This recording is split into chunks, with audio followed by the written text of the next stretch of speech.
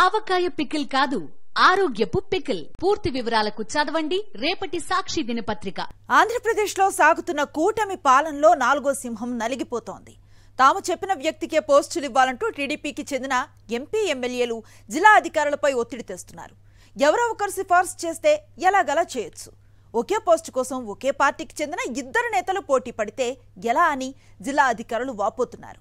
ఒకరు పోస్టింగ్ వేయిస్తే మరొకరు ట్రాన్స్ఫర్ చేయిస్తున్నారు. టీడీపీ నేతల తీరుతో 4వ సింహానికి తల బొప్పి కడుతోంది.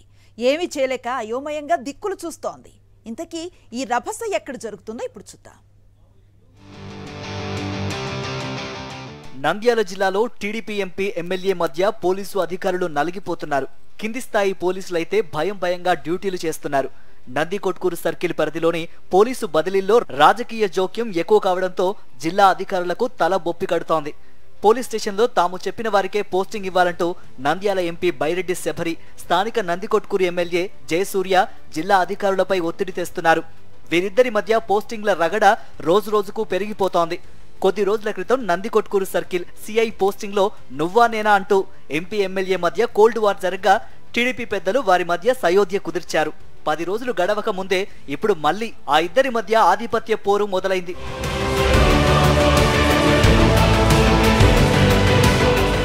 నంద్యాల జిల్లా జూపాడు బంగ్లా ఎస్ఐగా ఎంపీ శబరి సిఫారసుతో కేశవ్కు పోస్టింగ్ దక్కింది. జూపాడు బంగ్లా ఎస్ఐగా ఛార్జ్ తీసుకున్న 5 నిమిషాల్లోనే కేశవను ఎమ్మెల్యే జయసూర్య బదిలీ చేయించారు.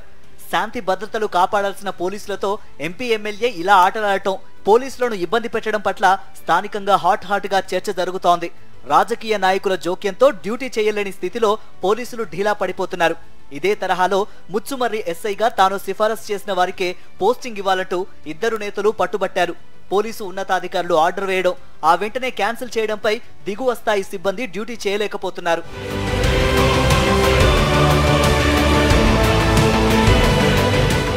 ఎంపీ ఒకవైపు, ఎమ్మెల్యే ఒకవైపు తమ మీద ఒత్తిడి తెస్తూ పోలీస్ స్టేషన్ సిబ్బందిని ఇష్టం వచ్చినట్లు బదిలీలు చేయిస్తూ ఉండడంతో దిగువ స్థాయిలో తమకు విలువ లేకుండా పోతుందని ఐపీఎస్ అధికారులు మదన పడుతున్నారు.